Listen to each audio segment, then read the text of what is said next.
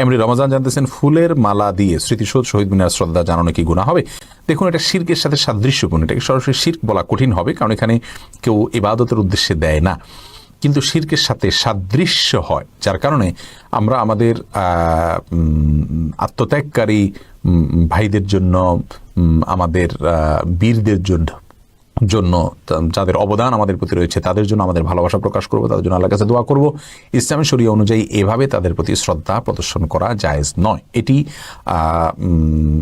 হিন্দু ধর্মের মানুষরা তাদের দেবতাকে যেভাবে সম্মান করে তার সঙ্গে সাদৃশ্যপূর্ণ, অন্য ধর্মের মানুষরা করে, সারা বিশ্বে হয়তো করে, কিন্তু একজন মুসলিম হিসেবে সেগুলো আমাদের জন্য অনুসরণীয় নয়। বরং আমরা তাদের জন্য আল্লাহর কাছে দোয়া করব, সেটাই হবে যৌক্তিক এবং বাস্তবসম্মত। এই ফুলগুলো কোনো মানুষ এটার গ্রাণ নিতে পারে না, তারা নিজেরাও গ্রাণ পান না, অপচয় হয় এবং অযৌক্তিক একটি কাজ হয়।